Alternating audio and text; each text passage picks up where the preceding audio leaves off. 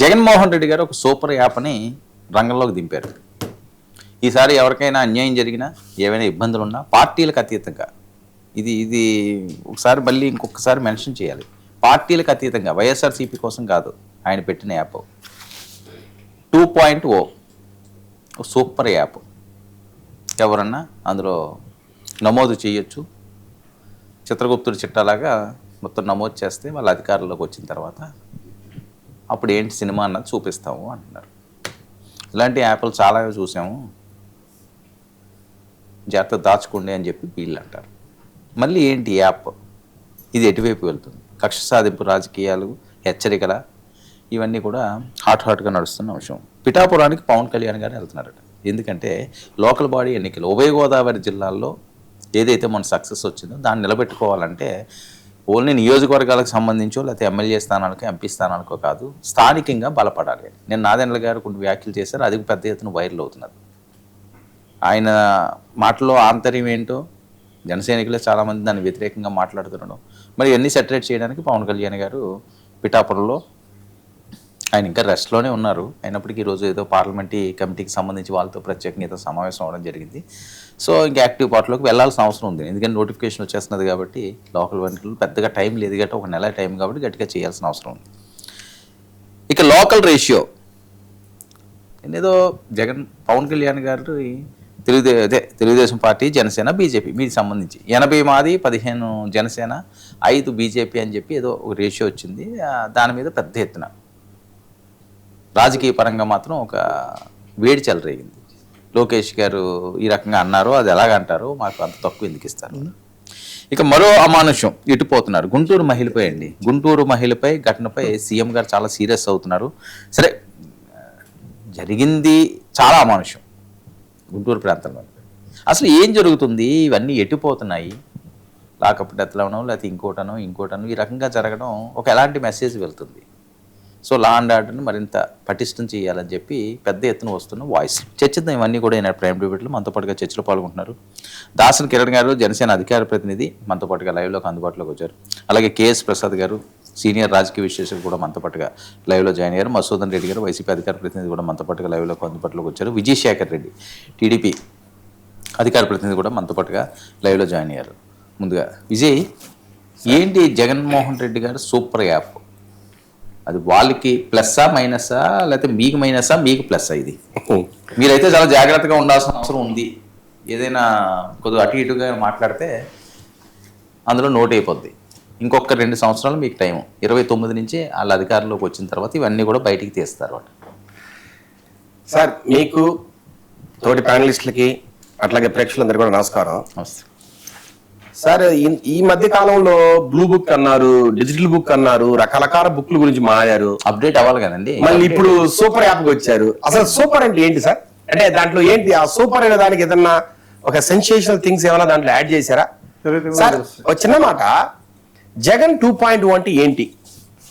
నాకు తెలిసినంత వరకు 2024 తర్వాత జగన్మోహన్ రెడ్డి గారు ఓడిపోయిన తర్వాత దారుణంగా ఆయన కొంతమంది క్యాడర్తో కావచ్చు, తర్వాత కాన్స్టిట్యున్సీకి చెందిన లీడర్లతో కావచ్చు మీటింగ్లు పెట్టినప్పుడు ఆ లోకల్ లీడర్లు అన్నారు 2019 నుంచి 24 వరకు మాకు తీవ్రమైన అన్యాయం జరిగింది, మమ్మల్ని పట్టించుకున్న నాదులు లేడు, మేము 2010 నుంచి కానీ మేము ఎంతో కష్టపడి పనిచేసాం, పార్టీకి ఎనలేని మా జీవితాన్ని త్యాగం చేశాం, రకరకాలుగా మేము కేసులు పెట్టుకున్నాం, ఇబ్బందులు పడినాం.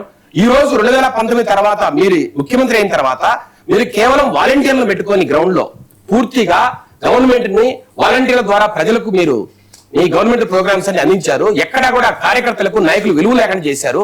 కనీసం మేము సచివాలయాల పేరుతో లేదంటే ఆర్బీకేల పేరుతో వర్కులు చేస్తే కనీసం ఆ బిల్లులు కూడా ఇవ్వలేదు. కనీసం మాకున్న సమస్యలు మీరు పట్టించుకోలేదు. మీరు పరదాల మాటన మీ కార్లు పెట్టుకొని మీరు వెళ్ళారు, లేదంటే హెలికాప్టర్లు వెళ్ళారు తప్పితే ఎక్కడైనా కార్యకర్తలు కనీసం హాయి చెప్పారా? కనీసం ఎక్కడైనా పలకరించారా? ఇంత దారుణమైన పరిస్థితుల్లో మీరు ఏ రకంగా మీరు పరిపాలన చేశారని చాలా మంది నొక్కి మాట్లాడితే అప్పుడు బాధపడి జగన్మోహన్ రెడ్డి గారు, అయ్యా అంత ద్రోహం జరిగిందా మీకు?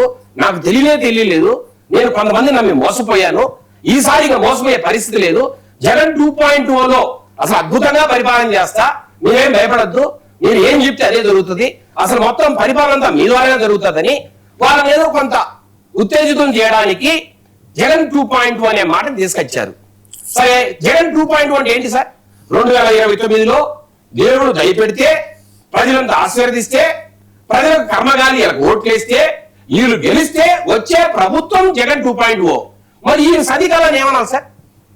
ఈ 2024 నుంచి 29 మధ్యలో దీన్ని 2.1 అన్నా, 1.5 అన్నా, 1.6 అన్నా, లేదంటే 1.7 అన్నా, దయచేసి ఇక్కడ వైసీపీ నాయకులు ఉన్నారు కొంతమంది, వారైనా చెప్పాలి, లేదంటే వారి కార్యకర్తలే చెప్పాలి, లేదంటే సజ్జల రామకృష్ణారెడ్డి చెప్పాలి, కాదండి. ఒకటి జగన్ చెప్పాలి. కాదు కాదు, వైసీపీ నాయకులు కొంతమంది ఉండడం ఏంటి? ఉన్నది ఒకటే కదా, కొంతమంది ఉంటారా? సార్ నేను అంటున్నా కాదు సార్, ఈశేఖర్ రెడ్డి గారిని చంద్రబాబు అనే బేతారుడు మాట్లాడిస్తున్నాడు సార్. మాట్లాడండి సార్. సార్ చంద్రబాబు అనే బేతారుడు దూరేసి మాట్లాడుతున్నాడు. మాట్లాడండి. నేను నేనే ఎక్కడ అగౌరవంగా మాట్లాడలా, లేకపోతే జగన్ గారి గురించి ఎక్కడ అసభ్యంగా మాట్లా, మేము సిద్ధాంత పరంగా ఆయనతో విభేదిస్తున్నాం. కాబట్టి ఈ జగన్ 2.2 అంటే 2029 తర్వాత జరగాల్సిన ఈ కార్యక్రమాన్ని ఇప్పుడే జగన్ 2.2 అంటున్నారంటే దీనికి అర్థం ఏంటి? మాకైతే అర్థం కావట్లే. కాబట్టి దీని ముందు సమాధానం చెప్పండి. ఏంటి 80-15-5 నిజమా? లోకేష్ గారు ఇలాగే డిసైడ్ అయ్యారా? ఎందుకు ఇది పెద్ద ఎత్తున చర్చ అవుతుంది సార్? ఎక్కడ కూడా లోకేష్ గారు అఫీషియల్ గా ఎక్కడ కూడా ఆయన స్టేట్మెంట్ ఇలా మరి ఎందుకు పేపర్లో? సార్ ఎవరో సార్, నేను అనేది ఎక్కడో ఒక దగ్గర ఎవరైనా అనఫిషియల్ గా ఎక్కడైనా చర్చించారేమో నాకు తెలియదు, లేదంటే కింద క్యాడర్ లో ఎక్కడైనా ఆ డిస్కషన్ వచ్చిందేమో నాకు తెలియదు. ఎవరైనా మాట్లాడినప్పుడు ఆ రకంగా ఏమైనా బయటికి ఏమైనా వచ్చిందేమో, అంటే లోకేష్ గారు మాట్లాడారని చెప్పట్ల నేను, ఎక్కడైనా పార్టీ ఆఫీస్ లో డిస్కషన్ జరిగిందేమో, లేదంటే కొంతమంది నాయకుల మధ్య ఏమైనా డిస్కషన్ జరిగిందేమో, ఇదంతా కూడా అనఫిషియలే. ఎక్కడ కూడా లోకేష్ గారు నాకు తెలిసినంత వరకు ఈ మధ్య కాలంలో ఆయన ఎక్కడ కూడా డిస్ప్యూటెడ్ కామెంట్స్ ఎక్కడా చేయట్లే. ఈ రోజు కూడా ఆయన లోకేష్ గారు ఈ రోజు కూడా పవన్ కళ్యాణ్ గారికి వెళ్ళారు సార్. లోకేష్ గారు ఈ రోజు కూడా పవన్ కళ్యాణ్ గారికి వెళ్ళారు. ఆయన బాగోగులు పరామర్శించారు, ఆయన త్వరగా కోలుకోవాలని ఆకాంక్షించారు. నా పవన్ అన్న, నా కన్నలేని నోటిని తీరుస్తున్న పవన్ అన్న అని ఆయన నొక్కి వక్కానిస్తున్నారు. ఇంతకన్నా ఏం కావాలి సార్? మేము క్లోజ్ గా ఉన్నామని సార్, మేము 15% ఇస్తామా, 20%? సార్ మేము ఇచ్చేది ఏం లేదు, అందరం కూర్చొని మాట్లాడుకుంటాం.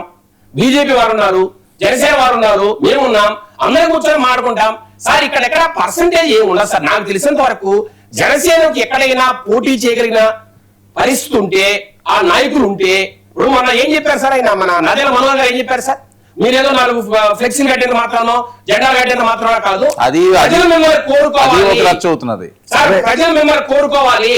అలాంటి వ్యక్తులు ఉంటేనే టికెట్లు ఇస్తాం. మేము 4 ఫ్లెక్సీలు కట్టాం, లేదంటే మేము జెండా కట్టాం, మాకు టికెట్లు ఇవ్వాలని కొట్లాడొద్దు. మీరు ప్రజల్లో ఉండాలి, ప్రజలు మిమ్మల్ని కోరుకోవాలి. అంటే సార్, ప్రజలు ఎక్కడైతే జనసేన నాయకుల్ని కోరుతారో మీ అనుమానం ఏంటి? వైసీపీ వాళ్ళు ఏమన్నా చేస్తున్నారు అనేది సార్. ఇప్పుడు మాకు అగేనెస్ట్ గా కొన్ని టీవీ ఛానల్స్ ఉన్నాయి, లేదంటే కొంతమంది యూట్యూబ్ ఛానల్స్ ఉన్నాయి, రకరకాల వ్యక్తులు మాట్లాడుతున్నారు, కొంతమంది పొలిటికల్ అనలిస్ట్ మాట్లాడుతున్నారు, రకరకాల వ్యక్తులు ఉన్నారు. దీంట్లో ఎవరు ఎక్కడైనా మాట్లాడేదచ్చు. ఎక్కడైనా సార్ ఆయన నోటి నుంచి ఈ మాట వచ్చినట్టు ఎవరైనా చూపిస్తే నేను కూడా సమాధానం చెప్పగలను సార్. ఇంకొక మాట ఏంటంటే ఆయన మాట అనలేదట, ఎందుకు ఇది ప్రచారం జరుగుతుంది? మీ పాత్ర ఏమన్నా ఉందా సార్? పాపం ఈశేఖర్ రెడ్డి గారు వచ్చారు. ముందుగా టీవీ 99 టీవీకి, మీకు ప్యానెల్లో ఉన్న పెద్దలకి శుభ సాయంత్రం. ఇప్పుడు ఈయన వచ్చి ఏదో మాట్లాడుతున్నాడు సార్. జగన్మోహన్ రెడ్డి వైఎస్ఆర్ కాంగ్రెస్ పార్టీ 2014 నుంచి 2019 దాకా అవస్థపడిపోయారు, మేమేదో జగన్మోహన్ రెడ్డిని పోయి ఏదో అడుక్కున్నట్టుగా, ఏదో కోరుకున్నట్టుగా. ఎక్కడ కూడా వైఎస్ఆర్ కాంగ్రెస్ పార్టీలో కార్యకర్తలకి ఎక్కడ కూడా మనస్తాపానికి గురి అయ్యేటువంటి పరిస్థితి లేదు. ఒకటైతే మాత్రం జరిగింది.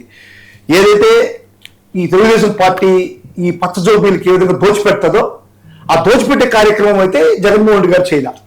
ఏ డబ్బు అయినా సరే, ఎక్కడైనా సరే వచ్చిన డబ్బుని ప్రజలకి, అర్హత కలిగిన వాళ్ళకి ఇచ్చేటువంటి కార్యక్రమాన్ని డైరెక్ట్ గా ఎక్కడ కూడా లోపభూయిష్టాలు లేకుండా డైరెక్ట్ గా జనాల మీదకి తీసుకెళ్లేటువంటి పరిస్థితి జరిగింది. అదే తెలుగుదేశం పార్టీలో అట్ట కాదు. 100 రూపాయలు చంద్రబాబు నాయుడు రిలీజ్ చేస్తే జనాలు చెప్పేది 5 రూపాయలు, 95 రూపాయలు పచ్చ జోబీలోకి వెళ్ళిపోతాయి. అందువల్ల వాళ్ళు హ్యాపీగా ఉంటారు. వాళ్ళతో కంపేర్ చేసుకుంటే అదే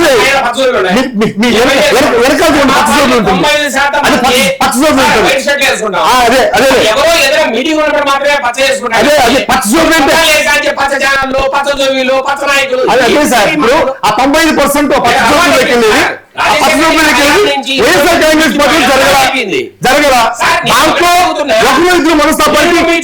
సామంతరాజులు సార్ నన్ను మాట్లాడండి. చెప్పాలి సార్ మీరు మీ సామంత రాజులు పెద్దిరెడ్డి మిథున్ రెడ్డి, సజ్జల రామకృష్ణారెడ్డి, విజయసాయి రెడ్డి, వైవి సుబ్బారెడ్డి, మీరు మీ సామంత రాజులు మీకు ఎవరు లేదా? చంద్రబాబు నువ్వేనా? మధ్యలో ఎవరు లేదా? ఉన్నటువంటి వాళ్ళు ఎవరు?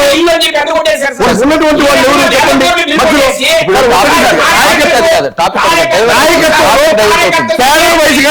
పార్టీ చంద్రబాబు తర్వాత కుటుంబ నాయకులు, వాళ్ళ తర్వాత కుటుంబ నాయకులు. ఎందుకు మీరు వాళ్ళ ఇష్టం, వాళ్ళు ఎన్ని ఇచ్చుకుంటారో ఎన్ని తీసుకుంటారో, లేకపోతే పోటీ చేస్తారో, ఎవరు పోటీ చేసుకుంటారు అన్నది మీరు ప్రచారం చేస్తారంటే వాళ్ళు కూటమికి ఎవరికి ఎన్ని ఇచ్చుకుంటారు? ఇది 80-15 ఎట్లా వచ్చేసి ఎవరు చెప్పారు సార్? నాదేలు మనోహర్ గారు చెప్పారు. నాదేలు మనోహర్ గారు పబ్లిక్ గా ప్రచారంలోకి వచ్చి టీవీల ముందుకు వచ్చి అయ్యా ఇది 15, 80, 15, 5 పెడుతున్నారు, ఇది అన్యాయం, మా క్యాడర్ అంతా కూడా చాలా అసహనానికి గురవుతున్నారు, మీరు ఈ విధంగా చేస్తే బాగాలేదు అంటూ ఒక మాట చెప్తూ, ఆ తర్వాత మనం కూడా ఫ్లెక్సీలు కట్టుకుంటే 2 ఫోటోలు వేసుకుంటే 2 బ్యానర్లు కట్టుకుంటే లీడర్స్ కాదు, మనం లీడర్ తత్వం నిరూపించుకోవాలా అందుకని చెప్పి ఒక పక్క ఈ జన సైనికులని వీరమహిళల్ని కించపరుస్తూ ఆయన ప్రసంగం కొనసాగించాడు. దాంట్లో అంతర్గం ఏంటో అర్థం కాల. ఇంకొక విషయం కూడా చెప్పున్నాడు, మాకు గాన మా క్యాడర్ బాగుండే దగ్గర మీరు కానీ అవకాశం కల్పించుకుంటే స్వతంత్రంగా పోటీ చేస్తాం అంటున్నారు. అది కూడా ఆ విషయాన్ని కూడా నిన్న ఒక డిబేట్ లో కూర్చుంటే ఒక ఎమ్మెల్యే గారు వచ్చి చెప్పేసి కూడా పోయారు. అదేవిధంగా నాదేలు మనోహర్ గారి యొక్క ప్రసంగంలో కూడా ఆ యొక్క యాంగిల్ పోయింది. ఇది వాళ్ళ ఇంటర్నల్ మ్యాటర్స్, దాని గురించి మేము ప్రస్తావించాల్సిన అవసరం కూడా లేదు. వాళ్ళ ఇంటర్నల్ మ్యాటర్. దాని గురించి చెప్పాలంటే యాక్చువల్గా అయితే ఈ యొక్క సార్వత్రిక ఎన్నికల్లోనే లోకేష్ గారు తెలుగుదేశం పార్టీ దగ్గర తక్కువ తనానికి గురైపోయినటువంటి పవన్ కళ్యాణ్ ఇంకొంచెం విరుగుపడ్డాడు అనేటువంటి వాదన మాత్రం నేను వినిపిస్తున్నా.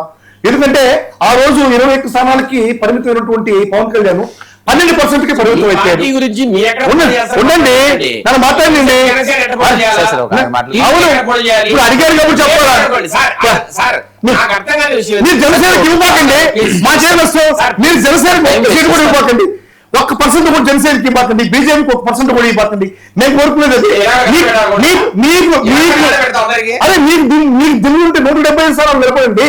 అన్ని మొత్తం 13,332 గ్రామ వార్డుల్లో నిలబడండి, 123 స్థానిక సంస్థల్లో నిలబడండి. మీకు దిల్లు ఉంటే నిలబడండి.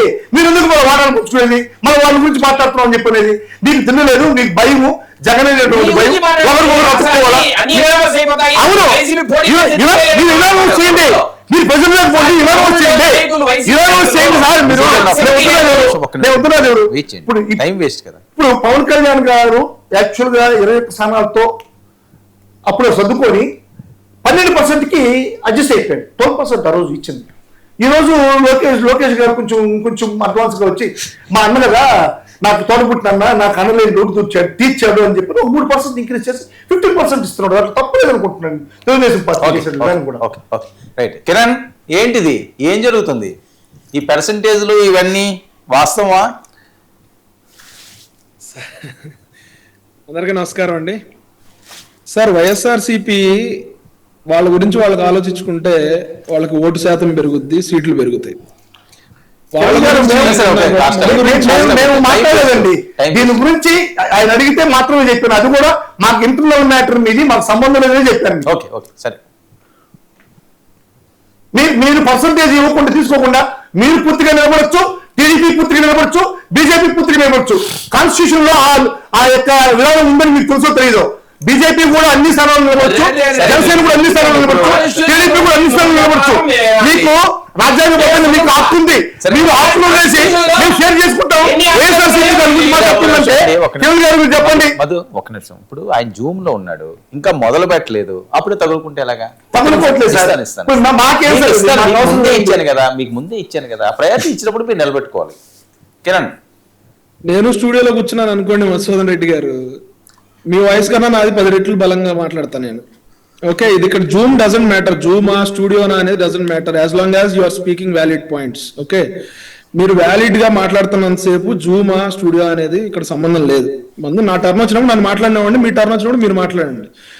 ఆయన్ని శేఖర్ రెడ్డి గారు మాట్లాడుతుంటే మీరే మాట్లాడుతున్నారు, నేను మాట్లాడుతుంటే మీరే మాట్లాడతారు. శేఖర్ రెడ్డి మాట్లాడినప్పుడు నేను మాట్లాడినప్పుడు శేఖర్ రెడ్డి మాట్లాడుతుంటే మీకు ఆపండి, ఏంటండి మీరు ఆపండి, ఏంటి మా చెప్పండి ఏంటన్నా ఈ మాత్రం తినిపించలేదా? ఆపండి. ఇంక ఒకసారి ఆపండి మీరు. అంటే ఇంక debate ఎలా ఉంది? ఆయన మాట్లాడుతున్నాడు, ఆయన మాట్లాడే వినిపించలేదా? సెక్యూరిటీ గారు మాట్లాడు, మీకు వినిపించలేదా? మీకు ఒక్క నిమిషం, ఒక్క నిమిషం, నేను ఆపుతున్నా. మీరే మాట్లాడుకోండి ఇక మొత్తం. సరే సరే, మాట్లాడండి. మాట్లాడండి, ఎందుకు ఏం మాట్లాడుతున్నారు? ఏం తాగేది? ఏం మాట్లాడేదో వినాలి. జూమ్ లో ఉన్నప్పుడు మాకు విలువలు ఉంటాయి. మా విలువలు కాపాడుకోవడం ఏంటంటే? మా విలువలు కూడా కాపాడుకోలేదు. మాయన్ గారు మేమేం మాట్లాడుతున్నాం వింటే మేమేం మాట్లాడుతున్నాం తెలుస్తుంది.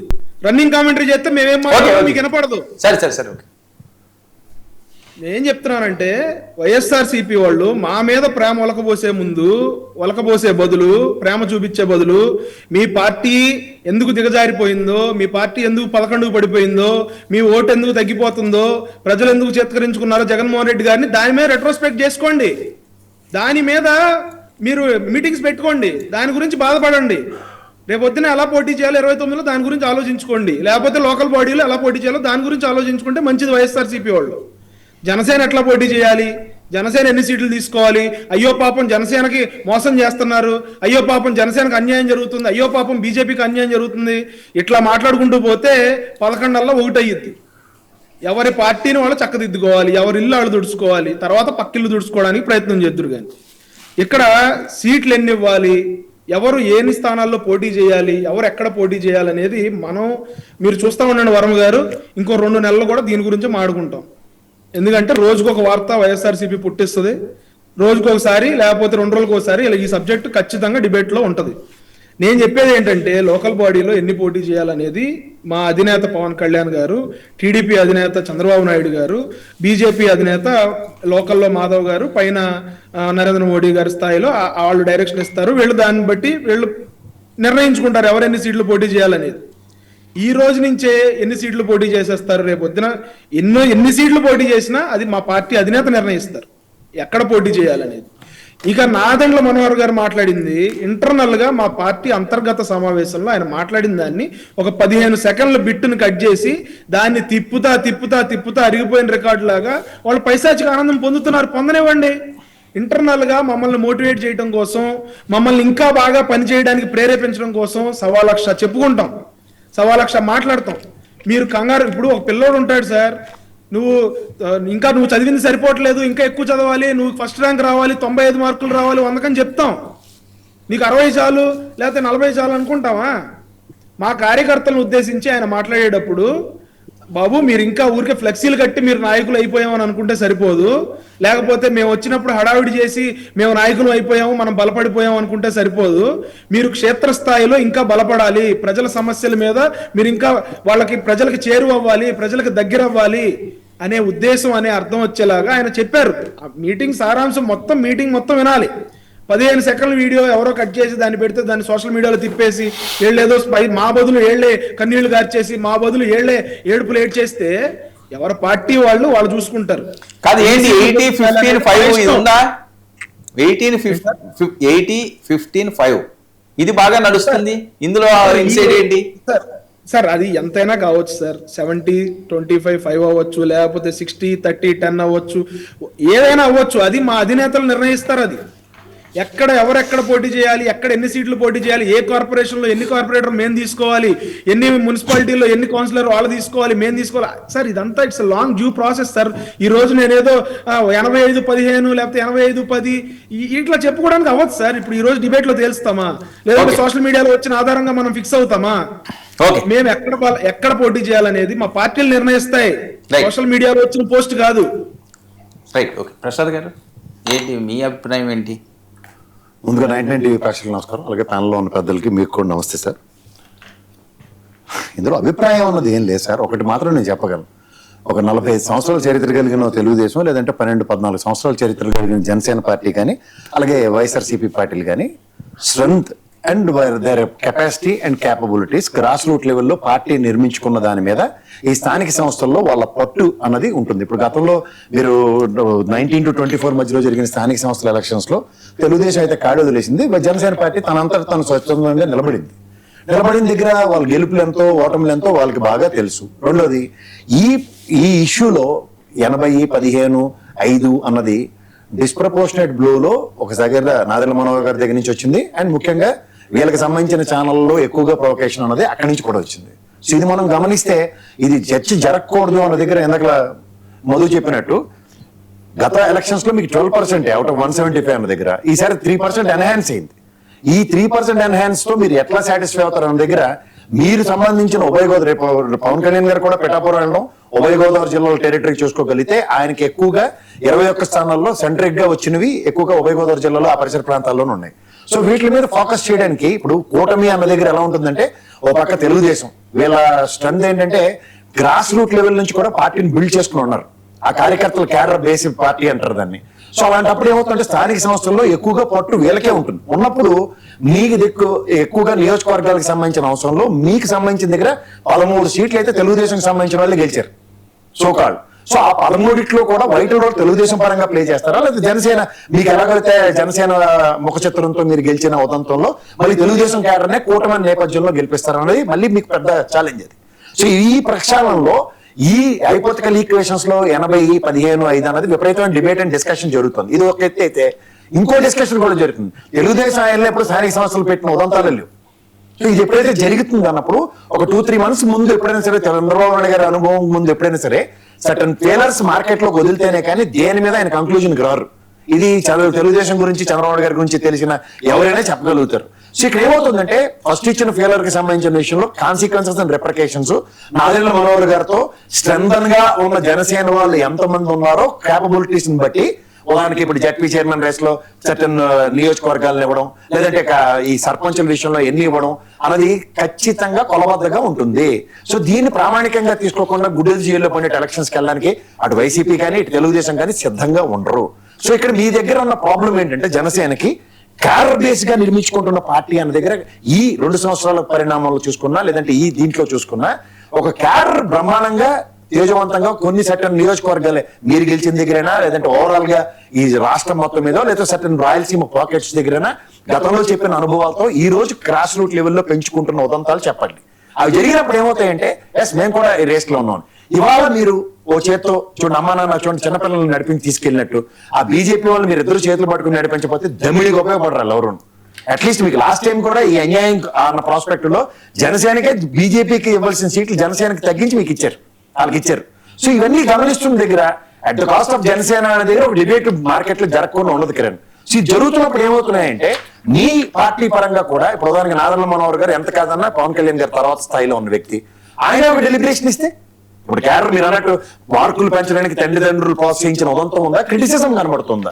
ఎవరు ఫ్లెక్సీలు కట్టినంత మాత్రం కదా నాయకుడు ఎవడైనా సరే తనని తాను ప్రూవ్ చేసుకోవాలంటే ఇప్పుడు ఇలా అధికార ఒకే నిమిషం కిరణ్ మీరు తర్వాత మీరే మాట్లాడు. ప్రధానికి మీకు ఎవరు అక్కర్లేదు కోరరెడ్డి సేదరెడ్డి గారి బ్రదర్ కి అధికార ప్రతినిధి ఇచ్చారు నెల్లూరులో. అసలు ఎమ్మెల్యేలు ఎంపీలు కూడా అంత ఫ్లెక్సీలు కట్టి ఉండరు తెలుసా, మొత్తం నెల్లూరు అంతా కబడి అడిచాడు ఆయన అధికార ప్రతినిధికి. సో ఇలాంటివి మీరు గమనిస్తున్నప్పుడు ఏంటంటే తనని తాను ప్రూవ్ చేసుకోవడానికి ఒక ఆల్టర్నేటివ్ మెకానిజం క్రియేట్ అవ్వడానికి నాయకుడు ఈ ఫ్లెక్సీలు అన్నవి గతంలో ఎప్పటి నుంచో జరుగుతున్న నానుడి. అదర్వైజ్ నియోజకవర్గాల పట్టు సాధించుకోవడానికి భగవానికి కిరణ్ ఉంటున్న ఊరికే పవన్ కళ్యాణ్ గారు వస్తారంటే కిరణ్ కి ఇష్టం ఉన్నా లేకపోయినా అతనితో ఉన్న 10 మంది ఫ్రెండ్స్ ఖచ్చితంగా ఫ్లెక్సీలు కడతారు. Jaganmohan Reddy super app plus minus ఒక్కటి చెప్తా సార్, ఆయన ఒరిజినాలిటీ అన్నది చూసుకుంటే జగన్మోహన్ రెడ్డి గారు రాజకీయ అరంగేట్రం చేయక మునుపు నుంచి భయపడుతున్న చంద్రబాబు నాయుడు గారి కింద చూడాలి పరిటాల రవి కేసు అవన్నీ చూసుకుంటే. సో ఆ పరిణామాల్లో ఎప్పుడైతే ఆయన ఒరిజినాలిటీని ఆ లోపల బొరతక్కువ బ్యాచ్ ఆయన్ని ఒరిజినాలిటీని తగ్గించి ఆయన ఏదో శాంత స్వభావాలు అన్నట్టుగా కూర్చోపెట్టి చూస్తే ఇవాళ మళ్ళీ కాదు అది ఒరిజినల్ అని చెప్పి 2.2 వచ్చి మేము వచ్చిన తర్వాత ఏదో పందిరేస్తామని చెప్పే కబుర్లు బొరతక్కువ సమాధానాలు అంటాను. ఆడ తెల్లవారుజాము పేపర్లు చదివి బొరతక్కువ ఏదో ఉండేవాడు ఆ నుంచి సగం దరిద్రం జనసేన వైఎస్ఆర్సీపీకి. రెండోది ఒరిజినల్ గా ఈ రిషిగడ్ ఆ ప్రశాంత్ కిషోర్ గడి తన్ని తగిలిసిన బొరతక్కువ కూడా అసలు ఆయన మొత్తం కన్ఫైన్ చేసేసాడు, కుదించేశాడు జగన్మోహన్ రెడ్డిని. ఆ కుదించిన దగ్గర ఏమవుతుంది ప్రపోర్షనేట్ గా పనిచేసే వ్యక్తికి రాజకీయంలో చొరవతనం కావాలి. ఇప్పుడు ఏమి లేని లోకేష్ గారే కలుపుగోలుతనంతో 10 మందిని కలిసే కార్యక్రమం అవుతున్నాడు. ఒరిజినల్ గా అతనికి ఎబిలిటీ లేదు, కానీ రీసెంట్ పాస్ట్ లో అది డెవలప్ చేసుకోవడం పాలిటిక్స్ లో ఇతనికి అంత స్థాయి ఉండి రాయలసీమలో మొత్తం కలి తిరిగే దగ్గర ఏమవుతుందో చూసుకోమనండి ఒకసారి. ఇవి ఒక ఇంటర్నల్ మ్యాటర్స్ ని ఎక్స్టర్నల్ మ్యాటర్స్ చేసి ఆల్రెడీ ఒక వ్యాప్ క్రియేట్ చేశారు, అది క్రాష్ అయ్యింది. తదనంతర పరిణామంలో అదేదో లాలీపాప్ బొమ్మలే వస్తున్నాయి దాంట్లోకి. ఇప్పుడు ఈ 2.0 వర్షంలో మీరు ఏది చెప్పినా ప్రజా సమస్యల గురించి చెప్పినా లేకపోతే ఏ సమస్యలు చెప్పినా ఒక టైలర్ మేడ్ సొల్యూషన్స్ తో ఒక ప్రభుత్వ స్థాపన జరిగిన తర్వాత చేసే పనులే. ఇప్పుడు దిశ అన్న ఇన్సిడెంట్ జరిగిన తర్వాత దిశ యాప్లు తీసుకొచ్చి దిశ చట్టం తీసుకొచ్చిన ప్రభుత్వాలు టైలర్ మేడ్లు ఇస్తాయి. అంతేకాని నేను వస్తే ఈ ప్రభుత్వం అన్న దగ్గర ఒక ఎజెండా ప్రియాంబుల్ ఉంటుంది. We are not contradicting that. ఇవాళ ఈ సర్కమ్స్టాన్సెస్ లో మీరు యాప్ల త్రూగా రివెంజ్ కాన్సెప్ట్ లో లేదా రివెంజ్ తీర్చుకోవడానికంటే ఎవరో ఒప్పుకోరు. ఈ ప్రజాస్వామ్యంలో నోరు తిన్నంగా ఉండాలా, మాట తీరు సరళీకృతంగా ఉండాలా, రాజకీయ పార్టీల అవగాహన కార్యక్రమం. ఆయన ఎంతసేపు ఎలక్షన్ క్యాంపెయినింగ్ లో నేను ఇంత చేశాను, ఈ దీనికి ఇంత ఖర్చు అయినప్పుడు ఇంత ఖర్చు సహకరించదు అన్నప్పుడు ఆయన ఒరిజినల్ ఎబిలిటీ ఏంటి? జగన్మోహన్ రెడ్డి గారిది పైగా ఆ రోజు యనమల రామకృష్ణ గారు 100 కోట్లే రాష్ట్ర ఖజానా నువ్వు ఎలా చేస్తావు అన్నప్పుడు అద్భుతం చేసి చూపించాడు. 3,32,000 కోట్లు అప్పు చేశాడు, 2,79,000 కోట్లు పందేరం పెట్టాడు అందరికీ సంక్షేమ పథకాల రూపంలో. ఇది ఎవరు నేను కాదు కానీ ఎవరు కాంట్రడిక్ట్ చేయలేం కదా. సో ఇది ఒరిజినల్ క్యాపబిలిటీ ఎబిలిటీ ఉన్న వ్యక్తిని కన్ఫైన్ చేసి నేను వస్తే అన్న దగ్గర ఇవాళ చూడండి 3,67,000 కోట్లు అప్పు చేసి ఉంది ఈ రాష్ట్రం. కానీ ఏదైనా సంక్షేమం 100% 100:100 జరుగుతుందా? ఓకే, ఇవన్నీ పారామీటర్స్ కిరణ్ ఏది ఏం జరుగుతుంది కిరణ్ ఏదో చెప్తున్నాడు. గమనించండి. కిరణ్ ఏదో చెప్తున్నాడు సార్. ఒకటి ఫ్లెక్సీల గురించి చెప్పారు కేఎస్ ప్రసాద్ గారు. ఫ్లెక్సీలు అనేది మరీ అతిగా కట్టడం కూడా ఇబ్బంది, అతిగా కట్టడం కూడా ప్రమాదం. మనోహర్ గారి ఉద్దేశం ఏంటంటే మీరు ఓన్లీ ఫ్లెక్సీలు కట్టి నాయకుల్లాగా ఫీల్ అవ్వకండి. ఇప్పుడు నా దగ్గర డబ్బులు ఉన్నాయనుకోండి, ఇప్పుడు ఇందా నెల్లూరు ఎగ్జాంపుల్ చెప్పారు, ఆయన ఆల్రెడీ ఎస్టాబ్లిష్డ్ లీడర్ తమ్ముడు కాబట్టి ఆయన కూడా లీడర్షిప్ లో ఉన్నాడు కాబట్టి ఆయనకి ఏదో పదవిస్తే కట్టుకోవచ్చు కార్యకర్తలు. ఇక్కడ మనోహర్ గారి ఉద్దేశం ఏంటంటే ఇప్పుడు నా దగ్గర డబ్బులు ఉన్నాయి, నేను పని చేయలేను, నేను జనాల్లో తిరగలేను, లేకపోతే ప్రజలకు ఏదన్నా ఒక ఎంఆర్ఓ ఆఫీస్లోనో లేకపోతే ఒక గవర్నమెంట్ ఆఫీసులో సమస్య వస్తే నేను వెళ్ళలేను. నేను వెళ్లకుండా అధికారులు మా పార్టీ నుంచి నాయకులు వస్తున్నప్పుడు స్వాగతం సుస్వాగతం అని చెప్పి కింద దాసరి కిరణ్ అని చెప్పి బ్యానర్ వేయించుకున్నాను అనుకోండి, అలాంటి వాళ్ళ గురించి చెప్పారు. మీరు ఓన్లీ ఇక్కడ మేము వస్తున్నప్పుడు హడావిడి చేసేసి మీరు నాయకులు అని చెప్పి ఫీల్ అయిపోకండి, ప్రజల్లో కూడా మీరు తిరిగినప్పుడే మీరు నాయకుల కింద గుర్తిస్తాం మనం అనే ఇంటెన్షన్ తో చెప్పారు అక్కడ. Submission correct. మళ్ళీ సబ్మిషన్ మీరు ఉదాహరణకి మీరు చెప్పిన దాంట్లో నేను ఏకీభవిస్తున్నా. కానీ కాంట్రడిక్షన్ ఎక్కడ వస్తుందంటే తను తాను ప్రూవ్ చేసుకోవడానికి ఆల్రెడీ గ్రాస్ రూట్ లెవెల్లో పనిచేసినోడే ఫ్లెక్సీ కట్టాడు. రైడ్ కొత్త రోజు ఫ్లెక్సీ కట్టడం మానేది కానీ ఆవిడ అనుకోడు కదా. మీరు ఇందాక చెప్పిన కోటమిరెడ్డి శ్రీధర్ రెడ్డి గారి బ్రదర్ విషయం చెప్తున్నా. ప్రూవెన్ ట్రాక్ ఉన్న ఒక ఎమ్మెల్యే గారి బ్రదర్ అన్నప్పుడు ఇతను ప్రూవ్ చేసుకోవాలంటే అధినాయకుడు దృష్టిలో పడాలంటే ఫ్లెక్సీ పెడతాడు. దాన్ని ఎవరు కాంట్రడిక్ట్ చేయలేం. కానీ ఫ్లెక్సీ కట్టండి మీకు చెప్తే అర్థమవుతుంది అందరికి. కిరణ్ ఇక్కడికి ఒకటి చెప్తున్నాను. ఇప్పుడు మీరు వాళ్ళ అధికార ప్రతినిధిగా మీ గమనం ఇక్కడ వినిపిస్తుంది దగ్గర మీ నియోజకవర్గంకి వచ్చినప్పుడు మీరు ఫ్లెక్సీ కడితే కిరణ్ అనే వ్యక్తి అధికార ప్రతినిధి హోదాలో ఎంత పని చేస్తున్నాడో ప్లస్ ఇక్కడ నియోజకవర్గం మీద కూడా ఇతను పని చేసుకుంటూ 10 మంది దగ్గర సమాయత్తం అయ్యాడు అన్నది అధినేత దృష్టిలో పడకుండా ఓన్లీ అధికార ప్రతినిధి అంటే ఇప్పుడు చూడండి నేను నెల్లూరు ఎందుకు ఎగ్జాంపుల్ చెప్తానంటే అతను నెక్స్ట్ ఒక నియోజకవర్గానికి రేస్ లో ఉన్నాడు. తాను ప్రూవ్ చేసుకోవడానికి అధికార ప్రతినిధి కన్నా రేస్ లో ఉన్నాడు. ఇవాళ మీరు కన్ఫైన్ అవుతానంటే ఎట్లా? దానికి మీ అధినేత పరంగా నాదేళ్ల కానీ లేదంటే పవన్ కళ్యాణ్ గారు కానీ మీరు ఫ్లెక్సీలు అని చెప్పి కన్ఫైన్ చేస్తే ఎట్లా? ఇది చెప్తానండి. ఇప్పుడు నేను ఇక్కడ ఇంత పని చేస్తానని మీరు చెప్తున్నారు, నేను ఇక్కడ పని చేసి ఫ్లెక్సీలు కట్టుకుంటే ఓకే, నేను పని చేయకుండా ఓన్లీ ఫ్లెక్సీలు కట్టుకున్నాను అనుకోండి, అది ఎవరిని చీట్ చేస్తున్నట్టు. ఇప్పుడు మళ్ళీ సబ్మిషన్ ఇంకో సబ్మిషన్. ఇప్పుడు కోటమిరెడ్డి శ్రీధర్ రెడ్డి గారి బ్రదర్ ఏ డిబేట్ కి వచ్చి కూర్చుంటాడు చెప్పండి? విజయవాడ ఇక్కడ అడగండి. ఆయన అధికార ప్రతినిధి. మీకు మళ్ళీ చెప్తున్నాను నియోజకవర్గం మీద పార్టీతో కలపొద్దు. ఒక్క నిమిషం ఉండండి. మీరు కోటమిరెడ్డి శ్రీధర్ రెడ్డి తమ్ముడిని మా పార్టీ కార్యకర్త కాదు ఆయన. మీరు ఆయన్ని చెప్పాలి. మీరు ఫ్లెక్సీ కట్టారంటే నేను 2 పళ్ళ దగ్గర అధికార ప్రతినిధి పని చేయట్లేదు కాబట్టి అతను ఫ్లెక్సీ కట్టుకోవడానికి అనర్హుడు కాదు. లోకల్లో అతను ప్రజలకు అందుబాటులో ఉండొచ్చు, లోకల్లో ప్రజల సమస్యలు లోకల్లో పనిచేయడం గురించి నేను చెప్పలే. Is working with wonders. ఒక్క నిమిషం సార్. ఆ సంబంధం ఇప్పుడు సరే ఫ్లెక్సీలు అంతసేపు అది కాదు కానీ యాప్ సంగతి కూడా చెప్పండి తర్వాత సింపుల్ గా. యాప్ సంగతి సార్, యాప్ సంగతి ఏముంది సార్? ఇప్పుడు ఎవరైనా యాప్లు పెట్టుకోవచ్చు. టీడీపీకి యాప్ ఉన్నాయి, మాకు యాప్లు ఉన్నాయి. ఆ యాప్ల్లో కమ్యూనికేషన్ వరకు వాడడం వరకు అయితే ఓకే. బట్ ఇక్కడ అబ్జెక్షనబుల్ థింగ్ ఏంటంటే జగన్మోహన్ రెడ్డి గారు మన డేటాని డిలీట్ చేసేస్తున్నారు, మన డేటాని మనం సేవ్ చేసుకోలేకపోతున్నాము. ఫేస్బుక్ చెప్పలేని ఉండండి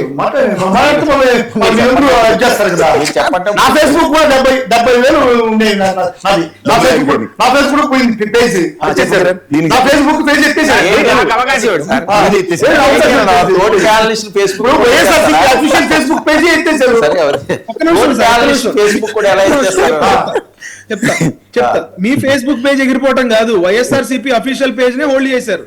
ఎందుకు చేశారంటే చెప్తాను వినండి గురువు గారు, వినండి చెప్తాను. మెటా గాని ఫేస్బుక్ గాని యూట్యూబ్ గాని పార్టీలకి ఫేవర్ గా పనిచేస్తారు. దానికి కొన్ని అల్గారిథమ్స్ ఉంటాయి. ఆ అల్గారిథమ్స్ అనేవి కమ్యూనిటీ స్టాండర్డ్స్ ని మీట్ ఒక్క నిమిషం సార్, కమ్యూనిటీ స్టాండర్డ్స్ ని మీట్ అవ్వకపోతే, ఫేక్ న్యూస్ ని ప్రచారం చేస్తే, లేకపోతే అసభ్యకరమైన పోస్టులు ఏమన్నా పెడితే, లేకపోతే అభ్యంతరకరమైన పోస్టులు ఏమన్నా పెడితే, చైల్డ్ పోర్నోగ్రఫీ గానీ, చైల్డ్ అబ్యూస్ గానీ, లేకపోతే ఒకళ్ళని వ్యక్తిత్వాన్ని కించపరుస్తూ పెడితే, ఎవరన్నా పెడితే దాన్ని ఒక్క నిమిషం సార్, ఒక్క నిమిషం ప్లీజ్.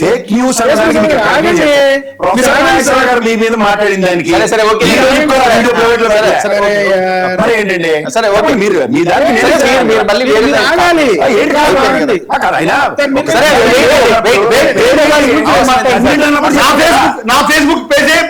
నా ఫేస్బుక్ పేజే దాన్ని తక్కేస్తారా చెప్పను చెప్పనిస్తారా సార్? అదే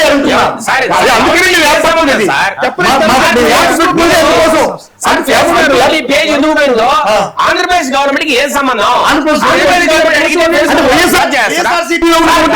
వైఎస్ఆర్సీపీలో ఉన్నటువంటి వాళ్ళకి మాత్రం ఫేస్బుక్ సంబంధం ఉన్నాయి ఫేస్బుక్ కి. ఆ రకంగా ఎక్కడైనా మీరు తప్పిదం చేస్తే అప్పుడు మీరు బ్లాక్ చేస్తారు. కానీ మరి నా ఫేస్బుక్ పేజ్ కనపడలేదండి, మా ఇంట్లో కుక్క పిల్ల కనపడలేదండి, నా కారు ఎవరో తీసుకెళ్ళి, ఏం మాటలు సార్ ఇవన్నీ? నాకు అర్థం కాదు. కారు పోయిందంటే ప్రభుత్వం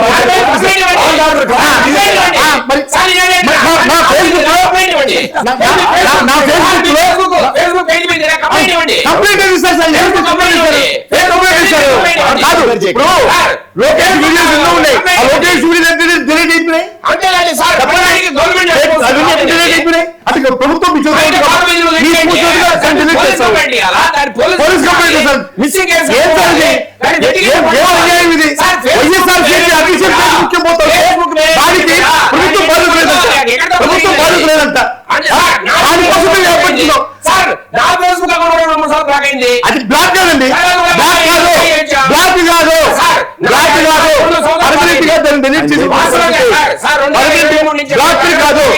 బ్లాక్ కాదు.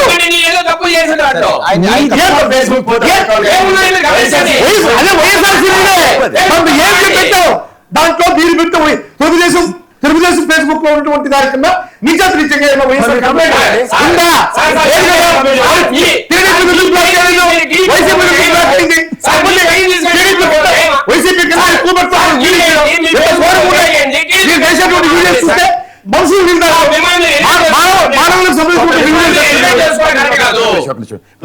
వైసీపీ ఫేస్బుక్ ఎత్తేసారు, తెలుగుదేశం అంటున్నాం, లేదా జనసేన ఎత్తేసారు అనుకుందాం. అదే ప్రాసెస్ మీరు ఫాలో అవ్వండి. తెలుగుదేశం ఫేస్బుక్ ఎత్తేయడానికి ఎందుకు ఫాలో అవ్వట్లేదు?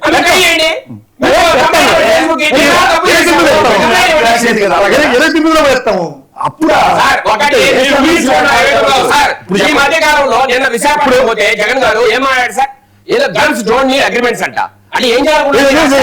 Guns don't need agreements, they only need orders అని బిజినెస్ మ్యాన్ లో ఒక డైలాగ్ ఉంటుందండి. మహేష్ బాబు మాఫియా డాన్గా, సూర్యాబాయిగా ఆయన మాట్లాడే డైలాగులు మీరు ప్లేకాలు పెట్టుకొని చూపించడం ఏంటంటే అది? అంటే మీ జగన్మోహన్ ఒక మాఫియా డానా?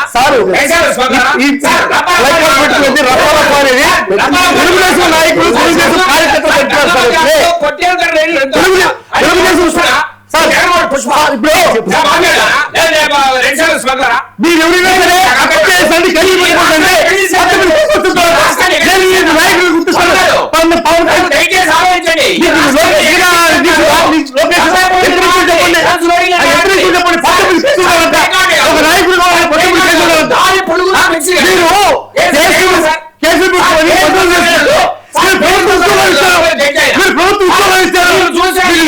ఆంధ్రప్రదేశ్ లో ఈ మాదిరిగా గన్స్ డోంట్ నీడ్ అగ్రిమెంట్స్ అది ఏంటి సార్? అంటే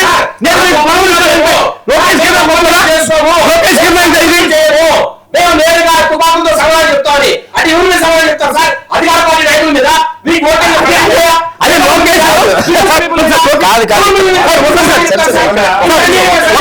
అర్థం కాదు. నేను చెప్తాను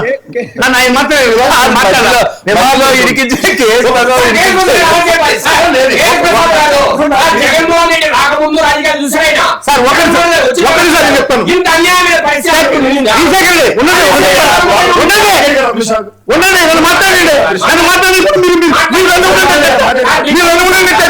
నన్ను మాట్లాడండి సార్. నాకు ఒక నిమిషం సార్ టైం సార్. సార్ ఒక్క నిమిషం ఇప్పుడు కిరణ్ గారు ఒక నిమిషం ఆయన చెప్పేసే తర్వాత మీరు చెప్పండి. అత్తాక చెప్పండి. ఇప్పుడు అది బాధ. నేను మర్చిపోదు ఏం మర్చిపోదు. లేదు వర్మ గారు నేను కేఎస్ ప్రసాద్ గారు కాఫీ తాగి వస్తాయి లోపు మీరు సరే అయిపోయిందా? అయిపోయింది, కంటిన్యూ చేయండి. ఇప్పుడు లోకేష్ గారు అధికారంలోకి రాకముందు ఒక మాట చెప్పాడు, ఎవరైతే నాకన్నా ఎక్కువ కేసులు పెట్టుకుని వస్తారో వాళ్ళు నాయకులుగా గుర్తిస్తాను, వాళ్ళకి నేను పదవులు ఇస్తాను అన్నటువంటి విషయం మీకు అందరికీ గుర్తున్నది. ఒకటి. రెండోది, అధికారం వచ్చిన తర్వాత ఎవరైతే ఈ యొక్క ఫ్యాక్షన్ లో తెలుగుదేశానికి వైఎస్ఆర్సీపీకి మధ్య జరిగిన ఫ్యాక్షన్ లో చచ్చిపోతారో వాళ్ళకందరికీ కూడా ప్రభుత్వ ఉద్యోగాలు ఇస్తారని చెప్పి ప్రభుత్వ ఉద్యోగాలు కూడా ఇచ్చారు. అంటే ఏంటి, ఫ్యాక్షన్ లో మీరు కొట్టండి, వైఎస్ఆర్ కాంగ్రెస్ పార్టీ వాళ్ళది ఒక 50 మందిని చంపండి, మీరు వాళ్ళు చచ్చిపోతే మీ కుటుంబానికి నేను ఉద్యోగం ఇస్తా. దీనికన్నా నీచమైనటువంటి ప్రక్రియ ఈ రాజకీయాల్లో ఏమైనా ఉందా? మీరు చెప్పండి. దీనికి జగన్మోహన్ చేసిన కామెంట్స్కి ఏమైనా సరే సంబంధం ఉందా? మీరు చెప్పండి. ఎవరు హింసను ప్రోత్సహిస్తున్నారు, ఎవరు హింసను ప్రేరేపిస్తున్నారు, ఏ విధంగా జరుగుతుంది? ఇప్పుడు మీరు చూసారంటే ఈ 2 ఏళ్ల కాలంలో 7 లాకప్ డెత్లు జరిగాయి. సాయి కృష్ణ కాంచి, కాంతి కుమార్, గంగమ్మ, తిరుపతమ్మ, కళావతి, ఏడుకొండలు, రియాద్ అనేటువంటి 7 మంది లాకప్ డెత్లోనే వాళ్ళు సూసైడ్ చేసుకుని చచ్చిపోయారు. వీటన్నిటి కోసం అని చెప్పని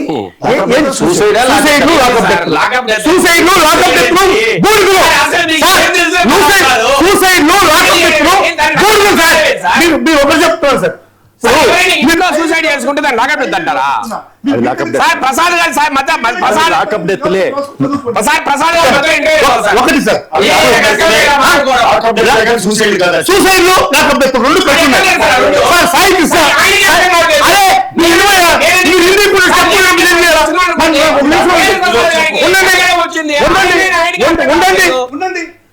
Gangamma lockup death, Tirupatamma suicide, బయటకు వచ్చా, ఏడుకొండలు లాకప్ డెత్. బయటికి రాకపోవడం కూడా మీదే తప్పు. బయటకు వచ్చా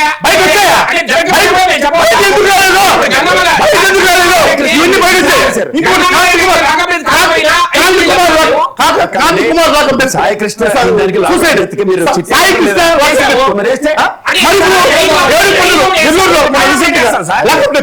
తీసుకెళ్ళి ఇప్పుడు సార్ ఒకటి అడిగారు, ఏమడిగారు? సాయి కృష్ణని లాకప్ చేసి చంపారు కాబట్టి మీరు సిట్ చేశారు కదా, మిగతా వారికి ఎందుకు అడుగుతారు? ఇప్పుడు ఈ దీని చుట్టూ 3 మటర్లు బయటకు వచ్చే లేదా? ఏదేం చుట్టూ? సాయి కృష్ణ చుట్టూ. ఏం నాకు చెప్పాలో తెలియదు.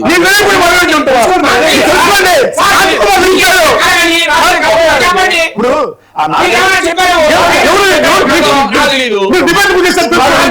ఇప్పుడు ఒక సామాజిక వర్గం సంబంధించిన అధ్యక్షుడు కొడుకు నాగరాజు టార్చర్లు భరించలేక చనిపోయాను, కాంతి కుమార్ మరణ మంగళం ఇచ్చి ఉండండి.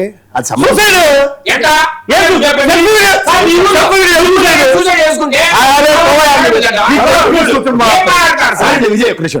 ఇప్పుడు ఆ సూసైడ్ అన్నది నిజమే, కానీ అతను ఇచ్చిన మరణ వాంగ్మూలం చూడండి, ఇది సిట్ ఇంటర్లింక్డ్. ఇంకోటి జంగారెడ్డిగూడెంలో ఇదే కాన్సెప్ట్ లో చనిపోయినాడు. నేను చెప్తుంది అదే, లాకప్ డెత్ ఇంటర్లింక్ అయిన సూసైడ్స్ ఇది.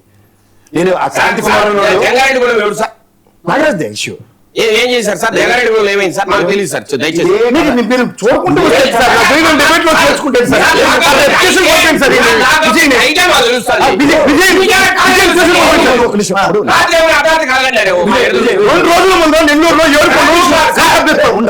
ఇప్పుడు లాకప్ డెత్ చుట్టూ జరుగుతున్న 3 కాన్సిక్వెన్సెస్ ఈ జంగారెడ్డిగూడెం చెప్పండి సార్.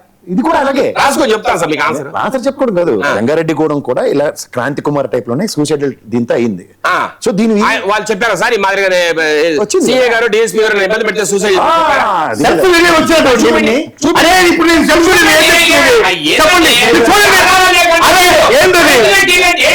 ఈ రోజు రాష్ట్రంలో అద్భుతమైన టీవీ ఈ రోజు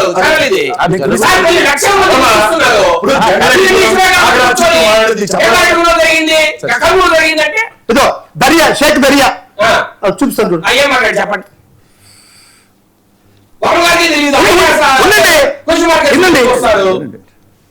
మైక్ దగ్గర పెట్టు, సౌండ్ పెట్టు. లేచి మిమ్మల్ని ఇరికిస్తాం, తమాషా చేస్తున్నారు, మా సిఐ గారు కేసు చేస్తారు హైకోర్టులో. ఏమో ఇది మా కేసు, మాకేం కాదన్నారు. గౌరవనీయులైన ఎస్పీ గారికి మేము PGRS లో ఫిర్యాదు చేశాము. ఫిర్యాదు చేస్తే ఆయన కూడా మాకు న్యాయం చేయకుండా మళ్ళీ గురజాల DSP గారు పంపించారు. ఆ DSP గారు కూడా మా సిఐ గారు కలిసి మమ్మల్ని ఇబ్బంది కూడా చేశారు. మేము కేసు విత్డ్రా చేసుకుంటారు లేదంటే మేము చేసుకోలేదండి.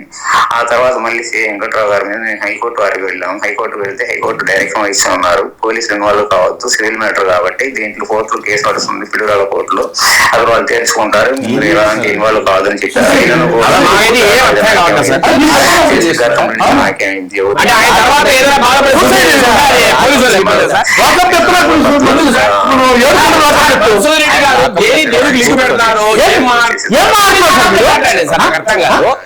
ఈ రకంగా ఇష్యూ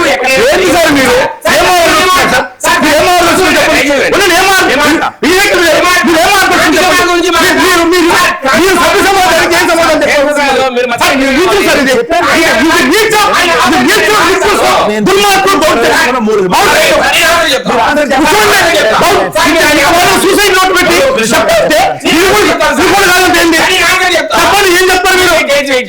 సార్ ఇప్పుడు క్రాంతి కుమార్ అనే వ్యక్తి సార్ ఏనండి చెప్పండి సార్, క్రాంతి కుమార్ అనే వ్యక్తి సూసైడ్ చేసుకున్నట్టు ఒక వీడియో పెట్టారా అంటారు సార్. వాళ్ళ నాన్నగారు దాన్ని 21 రోజు తర్వాత చూశారు. 21 రోజు తర్వాత సార్ గారు దయచేసి వినాలి, 21 రోజు తర్వాత క్రాంతి కుమార్ అనే వ్యక్తి సూసైడ్ చేస్తారని, సూసైడ్ కారణం పోలీసులు అని చెప్పి 21 రోజు తర్వాత అంటే ఏం సార్ వాళ్ళ ఫాదర్ ఆ మధ్యకాలంలో 4-5 మీటింగ్లు పెట్టుకున్నాడు, రకరకాల ధర్నాలు చేశాడు, 21 రోజు తర్వాత చూశాడంటే సార్ నేను అడుగుతున్నా సార్, నిజంగా వాళ్ళ ఫాదర్కే మా వాడు ఇంత మంచివాడా అనే పరిస్థితి వచ్చిందంటే ఏమన్నా సార్? నేను అంటున్నా సార్ క్రాంతి కుమార్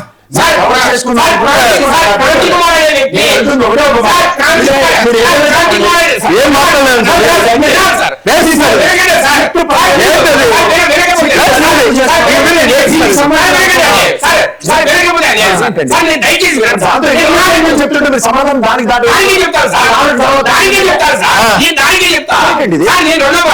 క్రాంతి కుమార్ అనే వ్యక్తి ఆత్మహత్య చేసుకుని అంటారు కదా, ఓకే సార్. నేను అడుగుతున్నా క్రాంతి కుమార్ వ్యక్తి దేనికి ఆత్మహత్య చేసుకున్నాడు?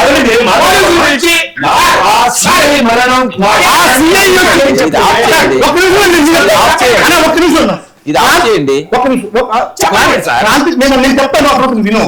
క్రాంతి కుమార్ అనేటువంటి వ్యక్తి నన్ను పలానా నాగరాజు అనేటువంటి సిఐ పదే వచ్చి నన్ను కొట్టున్నాడు, హింసిస్తున్నాడు, నన్ను టార్చర్ పెడుతున్నాడు, నేను టార్చర్ భరించలేను, నేను నాగరాజు వల్ల నేను చనిపోతున్నాను అని చెప్పి గుడుకులు చేతితో ఇంత పెట్టుకుని నోట్లో పోసుకొని ఆ మరణానికి కారణం ఈ సిఐఏ అని చెప్పి నాగరాజు అని చెప్పి చనిపోతుంటే సెల్ఫీ వీడియో రిలీజ్ చేస్తే ఆ వీడియో వచ్చిన తర్వాత కనీసం ప్రభుత్వ యంత్రాంగం పట్టించుకోకుండా వదిలేస్తే జగన్మోహన్ రెడ్డి గారు పోయిన తర్వాత వాళ్ళ కుటుంబాన్ని పరామర్శిస్తున్న తర్వాత వాళ్ళ కుటుంబాన్ని పిలిచి ఈ యొక్క పోలీసులు పోయి వాళ్ళు కేసు రాసుకుంటే ఎఫ్ఐఆర్ చేసిన తర్వాత దౌర్భాగ్యం. దీన్ని ఈ రోజు వచ్చి నేను ఈ వేదికలో 99 వేదికని లాకప్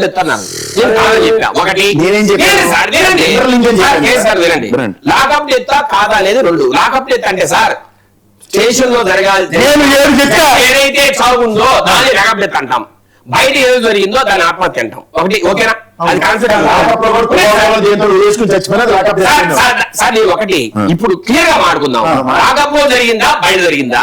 ఇప్పుడు ఈ క్రాంతి కుమార్ అనే వ్యక్తి బయట జరిపాడు సార్. అతను ఒక రౌడీ షీటరు, చాలా కేసులు ఉన్నాయి సార్, చాలా కేసులు ఉన్నాయి.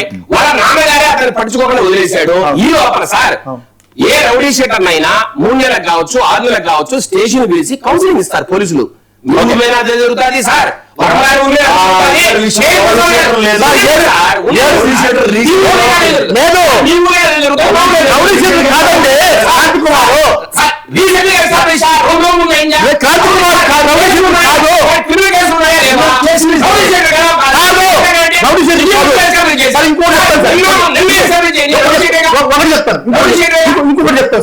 ఇంకొకటి చెప్తాను చెప్పండి. 2 రోజుల ముందర ఏడుకొండలు అనేటువంటి వ్యక్తిని ఒక బంగారం కేసులో మల్హోల్ పోలీస్ స్టేషన్ లో అరెస్ట్ చేశారు.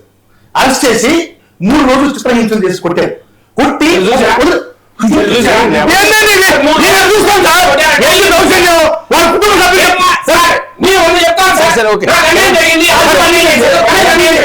ప్రభుత్వం మీది దాని మీద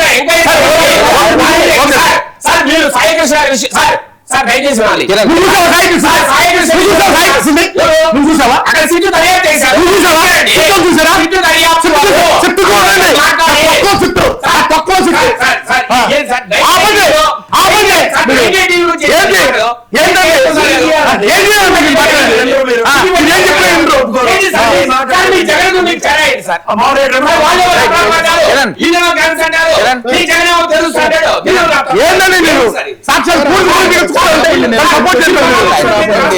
జూమ్ లో ఉన్నాడు కదా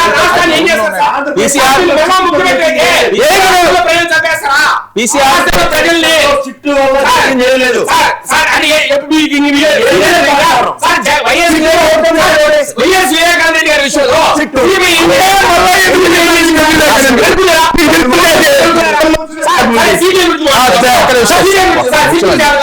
ఆయన మాట్లాడే జూమ్ లో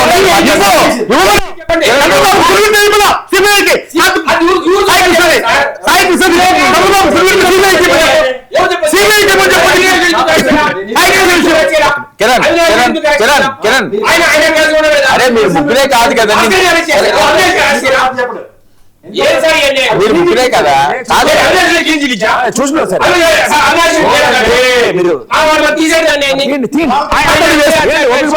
ఒక్క నిమిషం ప్రసాద్ గారు ఆయన కిరణ్ జరుగుతుంది కదా అది. కిరణ్ చెప్పింది ఎంపీ అవినాష్ రెడ్డి సార్ వర్మ గారు దయచేసి మీరు జడ్జి సార్. కిరణ్ కిరణ్ ముగ్గురే కాదు కదండి, మీరు ముగ్గురే కాదు కదా, ఆయన ఉన్నాడు కదా. కిరణ్ మాట్లాడు. నలుగురు అరుచుకుంటే ఒక్క నిమిషం సార్ దయచేసి రిక్వెస్ట్ చేస్తాను, హంబుల్ రిక్వెస్ట్. ఒక్క 2 నిమిషాలు నేను మాట్లాడతాను. అందరూ మాట్లాడితే ఎవరికి అర్థం కాదు. విత్ యువర్ పర్మిషన్ సార్, ఒక 10 seconds మీ రోల్ నేను తీసుకుంటాను సార్. సార్ మాట్లాడితే ఎవరికి అర్థం కాదు. దయచేసి ఒక్క క్వశ్చన్ అడుగుతాను, అందరూ చర్చ చేద్దాం సార్. ఇక్కడ బుల్డోజ్ చేయటమా పార్టీలు కాదు, ఒక సామాన్యులుగా ఒక రౌడీ షీటర్ని పోలీసులు ఎట్లా ట్రీట్ చేయాలి. పోలీసులు ఒక్కొక్కరు మాట్లాడండి దయచేసి, అందరూ ఒకేసారి మాట్లాడొద్దు. పోలీసులు లా అండ్ ఆర్డర్ ని కంట్రోల్లో పెట్టాలంటే, ఒక రౌడీ షీటర్ని అతను స్వభావం మార్చాలంటే, లేకపోతే అతన్ని మళ్ళీ నార్మల్ పర్సన్ గా సంఘ విద్రోహ శక్తిగా ఉన్నాను సార్. ఒక్క నిమిషం. సంఘ విద్రోహ శక్తుల నుంచి రాష్ట్రాన్ని సమాజాన్ని ఎట్లా కాపాడాలి, అతన్ని ఎట్లా మార్చాలి మంచి మనిషిగా, చెప్పండి మీ అభిప్రాయం చెప్పండి.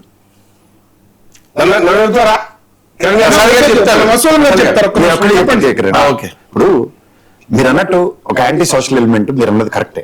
రెండోది అతనికి రౌడీ షీట్ ఓపెన్ అయింది కరెక్టే. సర్టన్ పోలీస్ స్టేషన్ జ్యూరిడిక్షన్స్ లో రౌడీ షీటర్స్ కి సిఐ గారు కానీ, లేదా గౌరవ ఎస్పీ గారు కానీ, గౌరవ డిఎస్పీ గారు కానీ, వీళ్ళందరూ కౌన్సిలింగ్ లో ఉంటాయి, రెగ్యులర్ గా వాళ్ళ మానిటరింగ్స్ ఉంటాయి. కానీ రీసెంట్ డెవలప్మెంట్స్ లో అతని మీద ఎప్పుడైతే మీరు రౌడీ షీటర్స్ ఎస్టాబ్లిష్ అయ్యాయో, అవి పాత కేసులతోనో కొత్త కేసులతో అన్న దగ్గర ఫోక్సో చట్టం పరిధిలో ఉన్నప్పుడు ఎవరు కాదు, గౌరవ న్యాయస్థానం ఆయనకి బెయిల్ ఇచ్చింది సాయికి. ఇప్పుడు బెయిల్ ఇవ్వని సిచ్యువేషన్ ఉన్నప్పుడు అయితే నాన్ బెయిలబుల్ వారెంట్ ఒక్క నిమిషం. సాయి కృష్ణ కేసు పక్కన పెట్టండి సార్. ఒక రౌడీ షీటర్ని సత్ప్రవర్తనకి ఎలా తీసుకురావాలో చెప్పండి. నేను సత్ప్రవర్తనకు కొట్టి చెదగొట్టడానికి 3rd డిగ్రీ అప్లై చేయడానికి కుదరవు.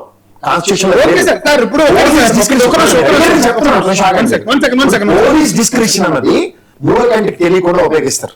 రెండోది, ఒక గౌరవ ప్రభుత్వ అధినేతలు గతంలో రాజశేఖర రెడ్డి గారు కానీ, లేకపోతే కేసీఆర్ గారు కానీ యాంటీ సోషల్ ఎలిమెంట్ కింద బిహేవ్ చేస్తున్న వాళ్ళ మీద డిస్క్రిప్షన్స్ ప్రజా ప్రభుత్వాలు తీసుకున్న తర్వాత సజ్జనార్ గారిని డిప్లాయ్ చేశారు. ఈ టాస్క్ మీరు చేయండి సార్, వీల్ వెల్కమ్ ఇట్. ఆడపిల్లల మీద నేను ఆ తెలుగుదేశం పనికిమాల పని చేసిన గౌరవ ముఖ్యమంత్రి అరెస్ట్ కాదు, ఆ సజ్జనార్ గారిని డిప్లాయ్ చేసి షూట్ చేయమనండి. ఎంత ధైర్యం ఎవరుకుంటారు ఈ సమాజంలో? ఒక ఆడపిల్లలు వివస్థలు చేస్తుంటే సమాజంలో రికార్డ్ చేస్తారా? సజ్జనార్ గారిని పెట్టుకుని రికార్డ్ చేస్తారా?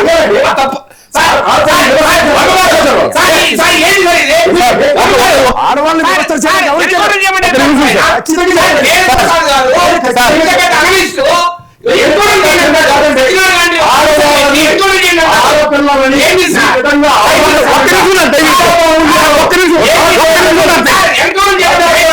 మాట్లాడారు.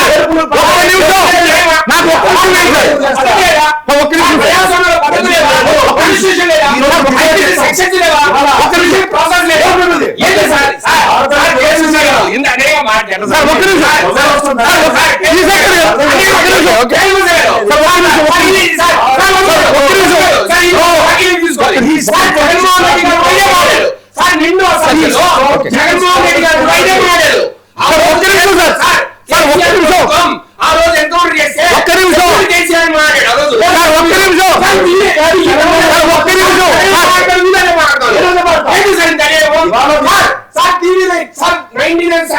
నేను చెప్తున్నా. ఈ రోజు కేంద్ర కొనసాగారు.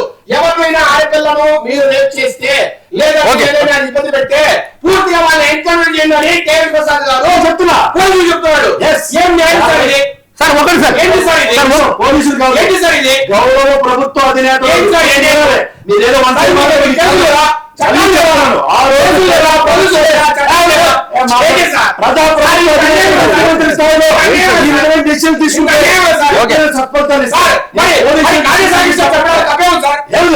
పోక్సో చట్టం కింద అరెస్ట్ అయినా గాలి సాయి తప్పడం తప్పే ఉంది. ఇంకా ఎందుకు మీరు బాధపడతారు?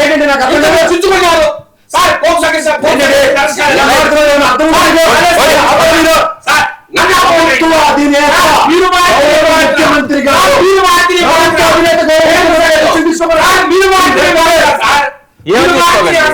ఏం తీసుకోవాలి?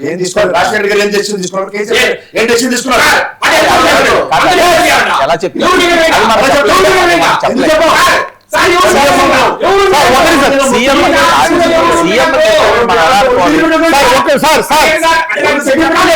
చట్టాలు లేదా? జ్యుడిషియల్ ప్రాసెస్ జడ్జిలు లేదా?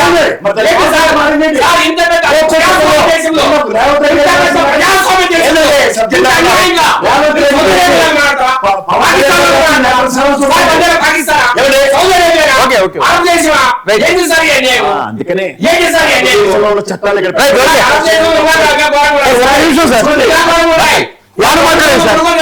సార్ ఒక్క నిమిషం సార్ విషయం ఒక్క నిమిషం సార్ మాట్లాడిస్తే కదా మీరు ఊరికి ఏమనుకుంటా ఉంటారు? ఇది తీగి అనుకుంటారు ఏమనుకుంటారు? దొడ్డుగా మాట్లాడుతున్నారు. ఒక్కటి సార్, ఈ ప్రభుత్వం విధానాలు నేను కరెక్ట్ గా చెప్పగలను సార్. ఇప్పుడు కావల్లో ఇదే ఒక మహిళని తెలుగుదేశం గుండాలు వివస్త్రం చేస్తే వాళ్ళు స్టేషన్ బయటలు ఇచ్చారు.